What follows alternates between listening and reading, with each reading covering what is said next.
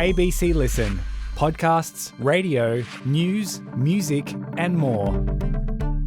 Heads up, this episode of Schmeitgeist contains some strong language and horror themes.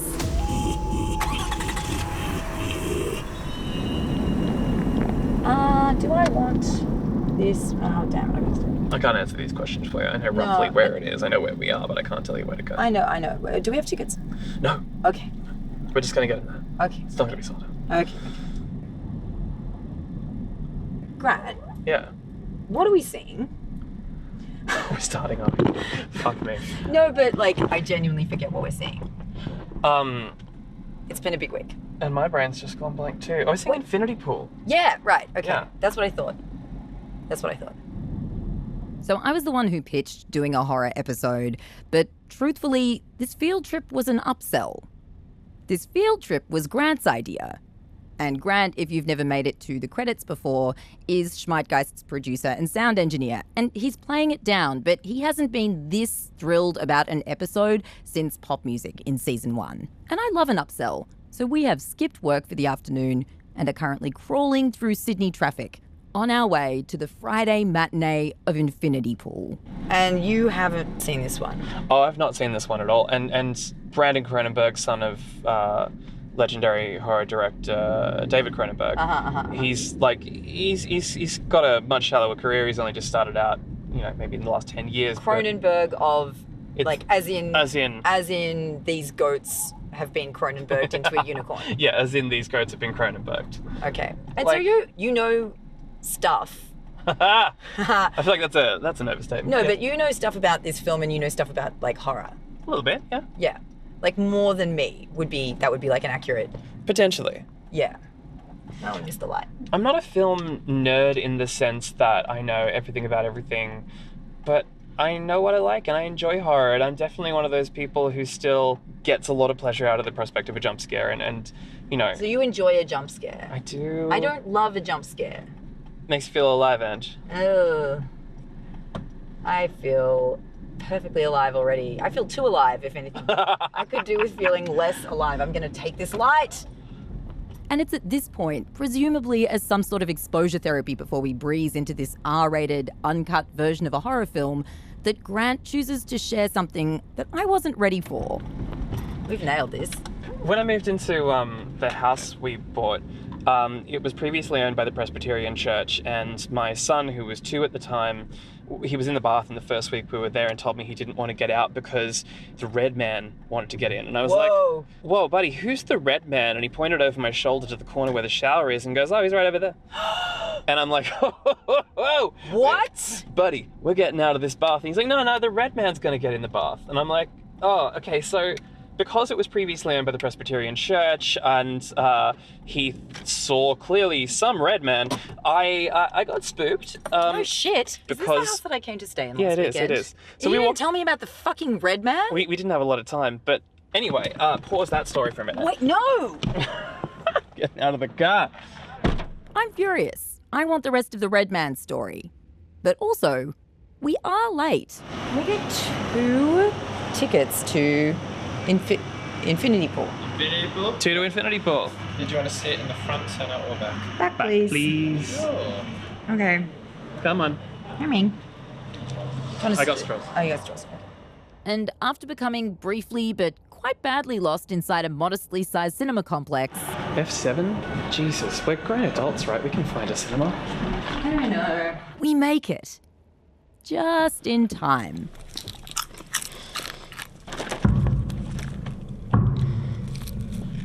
Ooh.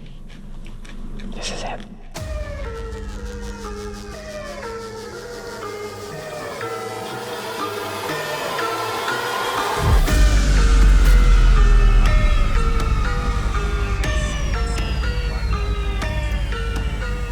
I'm Angela Pierre, and this is Schmeitgeist, the podcast from ABC Everyday that decodes the biggest and weirdest trends in pop culture, coming to you from Gadigal land. And in this episode, we're going dark. Psychological horror, gory horror, splatter horror, horror comedy, thrillers. It bleeds into so many directions. Or to use a different metaphor, you might say that horror has escaped from the basement. No, from quarantine. And now it's infecting other genres. Squid Game is about billionaires betting on whether people can survive, horrifying games and traps. Stranger Things was huge, and Stranger Things had such a broad appeal. I think it's sort of always been very popular, but now it's getting more acceptance in the mainstream. So much of the most popular new film and TV is horror, or horror-flavoured, even if that's not what it says on the label. And we want to know why violent, gory, and spooky stories seem to be hitting the spot right now. The anxieties of the age are always there in horror. In a world where safety is just always an issue and we've never really been necessarily safe, that's our norm. That's our base level. If horror is a mirror for our collective demons, then what's it showing us? The idea that, everyone's going to hug each other at the end, that is a complete fucking lie and fantasy. And the idea that we're all going to die screaming together is oh yeah, I can see myself in that. And can watching horror actually help? In another life, I would have been some kind of horror therapist. I think it's really difficult to watch a horror movie and not think, what would I have done? And that practice is a form of self-reflection that is deeply uncomfortable when you're doing it on a therapist's couch, but you're doing it unconsciously when you're watching a horror movie. It'll take you someplace dark, but you might enjoy it.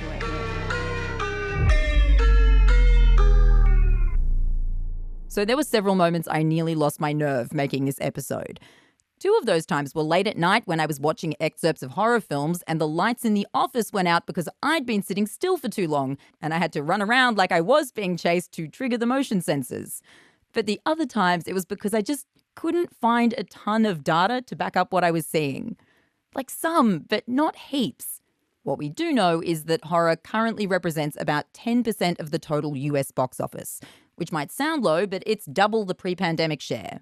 We also know that it's mostly Gen Z driving that, followed by millennials. In terms of blockbusters, Scream VI, M3gan, Evil Dead Rise, and Cocaine Bear are all up there amongst this year's top-grossing films. But honestly, most of the time, if you ask a person, "Hey, do you like horror movies?" they will say, "No." And then it clicked. I realized that horror is a word that means different things to different people. When I say horror, most people think of films like Scream. In fact, that voice you just heard is the Scream voice generator on TikTok, so it is still relevant. And look, Scream was the first horror I ever saw. I was 10, so I get how that might be the first thought. But I have a theory. My theory is that we're thinking of horror too narrowly. Shows and films that we usually consider mainstream, like The Last of Us, Stranger Things, Triangle of Sadness, and Infinity Pool, might not be classic horror, but they're horror hybrid. I think what Ghostface is trying to say is that horror is seeping out. It's no longer just films like Scream, or Screams 2 through to 6. It's a trend in gaming. It's the gothic bridal aesthetic at Fashion Week. Lots of veils. And right now in film and TV, for whatever reason, we enjoy seeing things go very wrong for characters we like. Violently, terrifyingly wrong. And that's pushed horror into the mainstream. So I've been speaking to people who've made watching scary movies into a career. I'm Andrea Subissati. I am currently the executive editor of Morgue magazine, which is a Canadian bi-monthly print periodical. We've been in print since 1997, so, Wow. before the internet, and we survived the internet. That was a feat. Morgue is wall-to-wall coverage of the horror genre. Film, games, comics, all of it. Andrea is also on YouTube, she streams, and she has a podcast called Faculty of Horror. And as an elder millennial, I'm like that thirsty. I'm hip. I'm with it. What's up, fellow horror kids? I'm on the internets. A lot of people listening maybe don't watch horror or just do not get it. Why do you love it so much? I really feel like horror is the most sincere of all forms of entertainment, in that they're willing to look at the nastiness we live with every day unflinchingly and unpatronizingly, most importantly. I truly fundamentally believe that there's horror out there for everyone if you care enough to look. It seems like you're, if anything, like a horror evangelist. Do you think that horror is good for people? And for any skeptics out there, make the case. Oh, wow. Maybe in another life I would have been some kind of horror therapist, some kind of, I know that horror when I was a kid definitely helped me experience loneliness and experience feeling different from everyone else. You can see yourself in so many different kinds of narratives. I think a lot of people stay away from horror because they're worried it will upset them. If you think of real instances in your life where you've been afraid, like when you're actually in danger, that's a really different experience. Like horror movies are going to scare you, but they're going to scare you from a safe space for you to actually engage with these topics. I actually ran a feature in Morgue recently about a website called Does the Dog Die? And it's a website where you can search, and obviously you can see where it came from, right? People were like, I can't handle dogs dying in movies. I don't want to see a movie where a dog dies. Nope. You can search by the movie or by the trigger. Okay, so I tried this, and it is more than dogs. You can also find out if the dragon dies, if there's cannibalism in a film, or an Achilles tendon injury, which, for the record, does apparently happen in Black Panther: Wakanda Forever. Not a scene I remember, but it seems like a very thorough website. The appeal of horror is that you're watching a story unfold, and it's going to challenge you. It's going to challenge you to suspend your disbelief, but it's also going to challenge you to sympathize with the characters and to kind of put yourself in their shoes. And I think it's really difficult to watch a horror movie and not think, what would I have done? What would I have felt? What would I have said? And that practice in and of itself is a form of self-reflection that is deeply uncomfortable when you're doing it on a therapist's couch, but you're doing it unconsciously when you're watching a horror movie. It's just happening. And I think that's really productive and cathartic psychological work. And actually, this stacks up. According to peer-reviewed research published in 2021 by the University of Chicago, horror fans exhibited less psychological distress during the pandemic. In fact, people the study described as morbidly curious were more resilient just in general, which is interesting, I think. But that's not necessarily the reason we're watching horror.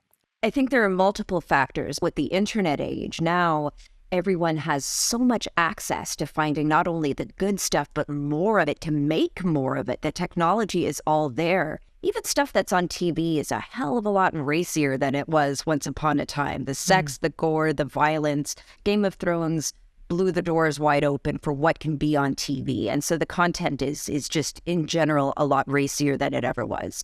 I think there's also an element of destigmatization of the horror fan and of fandom in general. Whereas once upon a time, horror dorks were maybe beaten up, maybe you were bullied for playing D&D or whatever, but now it's cool. Now it's cool to be passionate about something. It's cool to be part of a fandom. And again, that kind of dovetails back into technology because social media allows for these alliances and these fandoms to emerge and thrive. And then finally, and I mean, this is again purely speculative, but I think people are more aware now than ever. And I think this is partially due to mass communication movements, but also things like Me Too, things like Black Lives Matter, things like, I don't know if you heard of COVID-19, but there are so many things right now that have made us acutely aware of danger.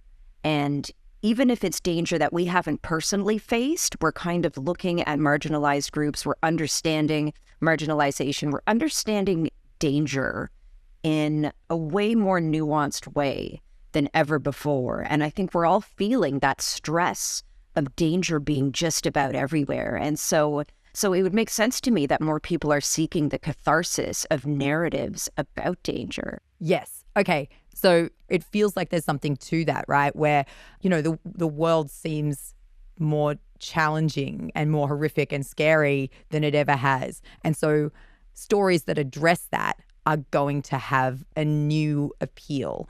I think a lot of people recoil from some of the harder horror because they take it very literally. They look at, the violence and mistake enjoying that film for enjoying the fact of violence or endorsement of that violence. Whereas so often, those stories are proxies for other anxieties, right? I mean, I was hoping you could maybe step us through some of that theory about how horror can be about something else. Yeah. Definitely. Horror has always reflected societal and cultural concerns. Always, always. Since the beginning of cinema. If you're thinking of like going back to the mad science sci-fi era, it's because of anxieties about new technologies and medicine. If you look at kind of the 70s, 80s, 90s, we're talking about Reagan, we're talking about consumerism, we're talking about feminism, women entering the workforce. It's the kind of thing that you tend to be able to see clearest in retrospect.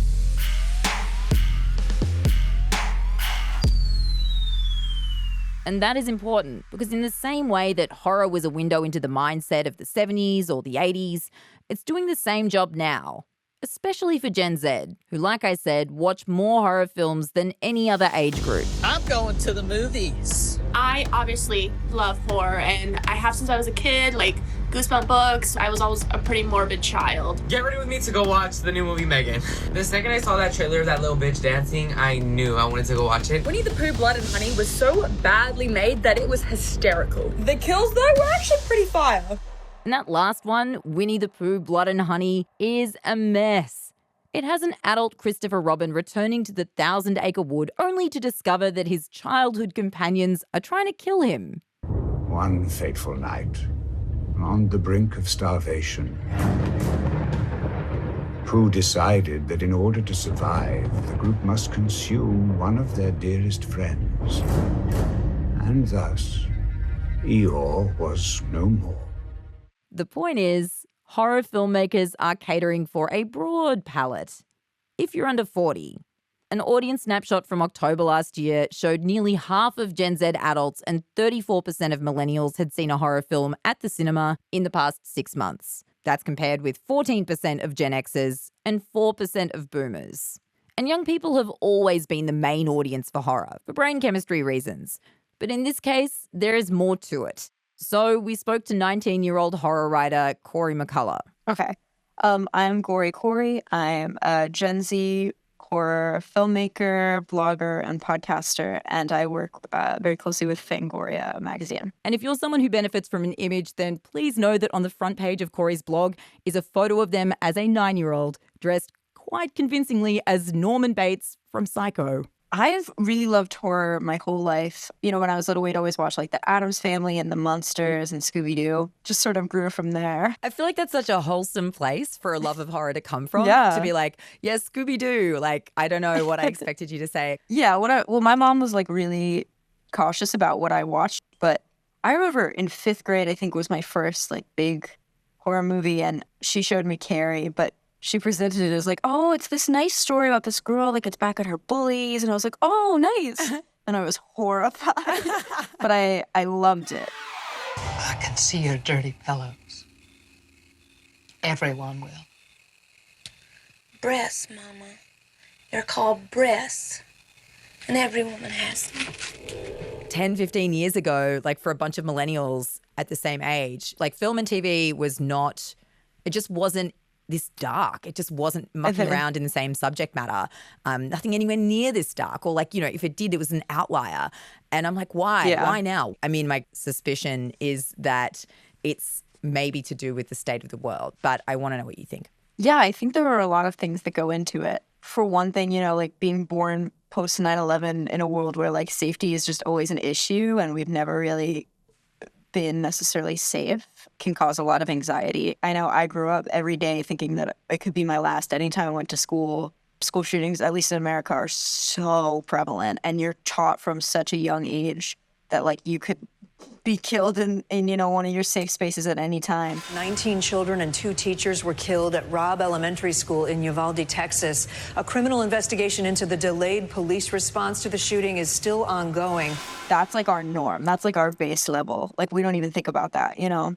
There's so many dark things that happen, but I think also Gen Z really has this affinity for social justice. And I think horror itself is, at least my definition of horror has to do with like it always questions societal norms, it questions society, and it does so in a way to elicit empathy for, most of the time, for marginalized groups. I think we're much more interested in art that points out problems within our society. You know, let's take a look at Wednesday at the Addams Family. You know, that's sort of talking about social outcasting and the way that, you know, people who are strange or maybe neurodivergent or just aren't necessarily part of like social norms, we see them as the heroes in Adam Sandler franchises. Or, you know, a movie like Get Out that talks about the Black experience in America. Dracula, the original Dracula, Bram Stoker, we know was queer. And vampires have always, but Dracula especially really addresses a lot of queer issues and what it's like to be queer, especially at that time. You know, like we see it in the roots of horror and we see it now.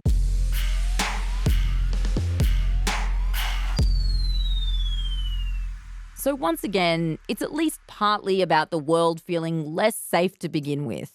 Also, this tradition in horror of challenging orthodoxy using outlandish stories.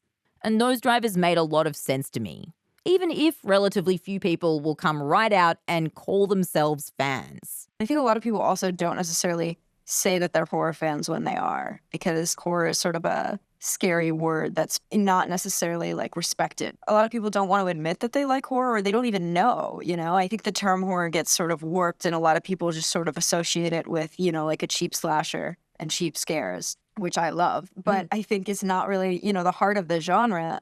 Just admit it, guys. Just admit it. I mean, it's the best genre. And so far, we've been talking pretty much exclusively about horror's emotional appeal, which is real. But every now and then I remember there's a movie called Cocaine Bear. The bear, it fucking did cocaine. A bear did cocaine. And when I remember that, all this analysis feels kind of absurd. Even though it has to be said, Cocaine Bear was a good time. I appreciate a film that knows what it is.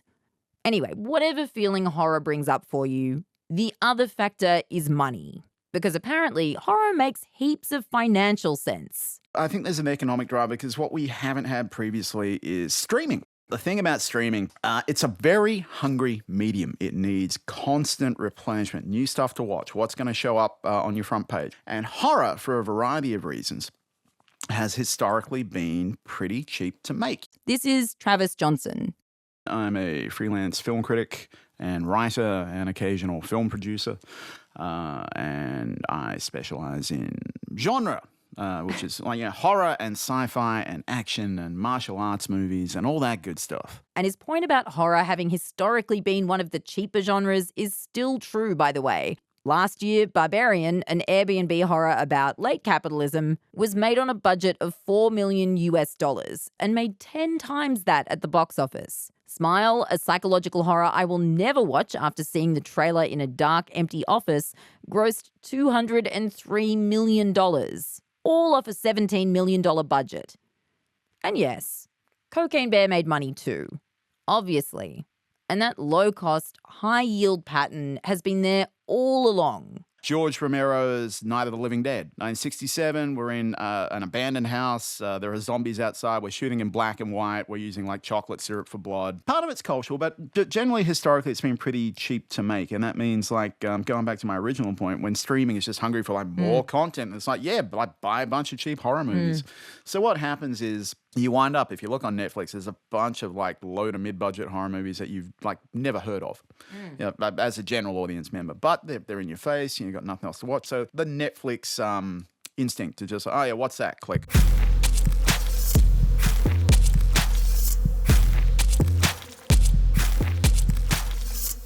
So there is a list of explanations for how we got here. There's the fact that streaming services need cheap movies, and horror is cheap. So every time you go to stream something, it's just more likely to appear in front of you. You don't have to seek it out anymore, the same way you did 10 or 15 years ago. Secondly, fandom and fringe culture is no longer a pipeline to being bullied. Also thanks to the internet. Screen content has become more extreme in general, to match tastes, but also streaming held the door open. So now, genres that aren't strictly horror have more social license to enter territory that was off limits. Handmaid's Tale being maybe one example. And on top of all that, Gen Z are especially hungry for those stories because of the pervading sense of existential doom they feel. Although that bit might be universal. And like everyone keeps saying, horror is usually a reflection of whatever we're worried about. Sometimes it's in subtle ways, but now is not one of those times. Kill the rich is what films are saying at the moment. I think anyone with eyes in their head can see that we are getting a flood of movies about how evil rich people are, and we should fucking kill them. Barbarian, which is about gentrification and a rich abuser and rapist using his privilege to try and get away with that. You've got Ready or Not from a couple years ago, which had Samara Weaving marrying into a rich family and then finding out that they're going to hunt her for sport. We had a vampire movie last year called The Invitation, which is pretty much Ready or Not, but with Dracula. Squid Game is about billionaires betting on whether people can survive, horrifying games and traps. The Menu takes foodieism to its obvious final destination. And even sort of on the border of the genre, stuff like Triangle of Sadness, which has horrific elements in it, wouldn't necessarily call it a horror movie. Infinity Pool, which is Cronenberg Jr.'s new film. It's true. Infinity Pool is this totally grotesque, mind-bending portrayal of rich people on holiday getting away with whatever, up to and including killing sprees and psychedelic orgies. And if you can find a more enjoyable version of this trope than Mia Goth, day drunk on white wine, holding up a bus at gunpoint in order to kidnap Alexander Skarsgård, I'd like to see it. What are you doing in there, James? Huh? Where do you think you're going, you little baby?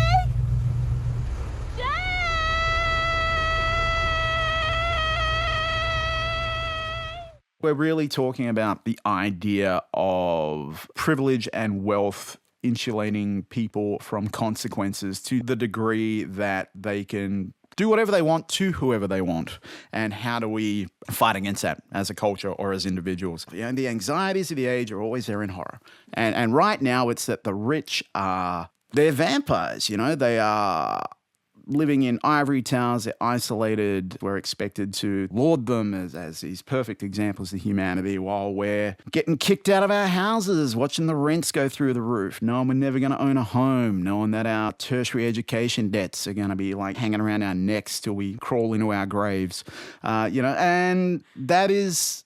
That's a sign of anxiety, that's a point of crisis. Like, we recognize that this scenario is unsustainable. What happens next to this genre? Where is it going? If we're currently in this moment, do you have any sense of where we might be next? I think right now we're about to crest over the next couple of years in terms of anti-capitalist horror. Like, you can see that every second horror movie seems to be about this. And I guess it depends what anxieties get resolved or what greater anxieties come to the fore. I would guess that we're going to see more horror steeped in the idea of climate change. The Last of Us maybe being a bit of a bellwether, like an early sign of that. Yeah, I'd say that. I think we're over pandemic horror. I don't think that's going to... Thank God. ...really do much for us anymore. And we're probably going to get a lot less screen horror, where it's all mediated through like Zoom and social media chats and stuff like that, which we've had a bunch of, largely mediated by the fact that we were under a lockdown mandate. On the demise of horror that's preoccupied with maybe social media and screen stuff, what I did wonder is if you thought we might see a strain of AI horror. What I would guess is we're going to see a lot more reality horror. And I don't mean horror which is reflecting reality. I mean horror which is about the breakdown of reality. An image of an explosion at the Pentagon today found its way onto international news networks and caused the stock market to dip. There was no explosion at the Pentagon, however. It's fake. That's why we put AI-generated fake image there. I think cosmic horror is going to make a comeback, because I think the big threat with AI language models, which we haven't really talked about that much generally, but it is that we're going to be coaching these AI models to lie to us about the world. So when you're using AI in the Bing search, it is like you're training it to give you the responses that you respond positively to. And it's pretty obvious to see that without checks and balances, that there's no sort of incentive for these devices, these systems, to privilege truth or fact over our positive response. So the idea that consensus reality in a very real way is just about to start breaking down, because we're all going to be getting told different things about how the world works. That is an interesting source of horror. I think the most interesting stuff over the next few years is going to be dealing with those ideas, because it is fucking mortally terrifying to me. And if it's not terrifying to you, you're not paying attention. I actually love cosmic horror.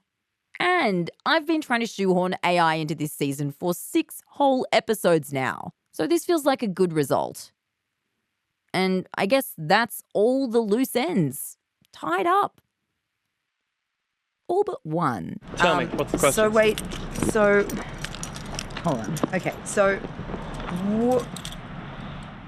so say if you ask Teddy now, would he be like, "Oh yeah, the red man"?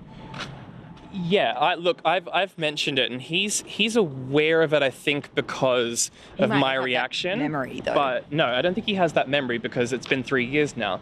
We got a couple of stray Red Man references now and then for about a month or so. What? Yeah. What? Yeah, I know. But eventually, there were no further Red Man references, and everything just kind of calmed down. But I kind of get the heebie-jeebies when the lights are off in my own lounge room and I want to show my niece a classic horror movie. So my 16-year-old niece is like, we're fine, whatever, it's fine. And I'm like, yeah, but we can't watch that, and that. Anything vaguely spiritually related. Yeah, no way. Like The Exorcist is out. Oh, yeah, I'm not watching that at home.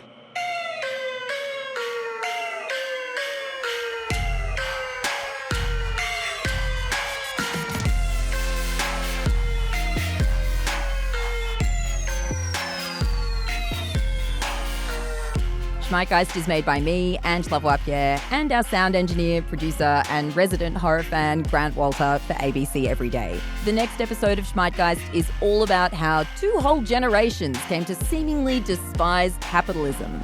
Because if you've been listening to the rest of the season so far, you will know that this is the topic that's actually haunting us. We cannot escape it. It showed up in bimbo feminism, in ethical non-monogamy, and now in horror. So we gave in. Next episode, we're finding out how pretty much everyone under 40, regardless of the rest of their politics, turned on capitalism. You can subscribe on the ABC Listen app, where you'll also find that...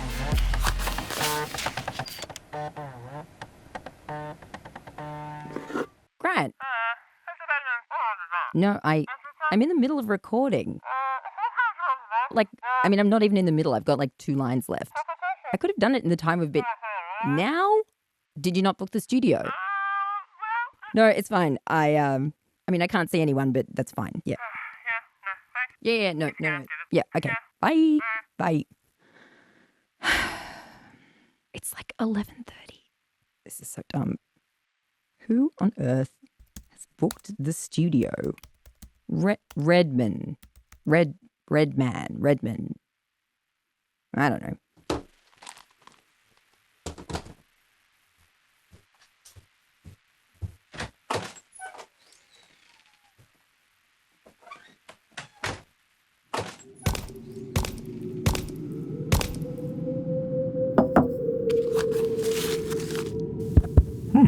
Still on.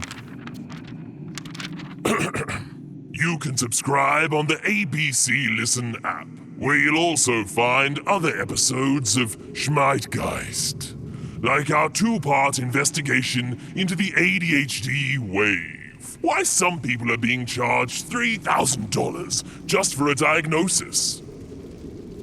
It just doesn't seem fair. You've been listening to an ABC podcast. Discover more great ABC podcasts, live radio, and exclusives on the ABC Listen app. Subscribe to listen to more free podcasts or download the ABC Listen app and stream ad-free.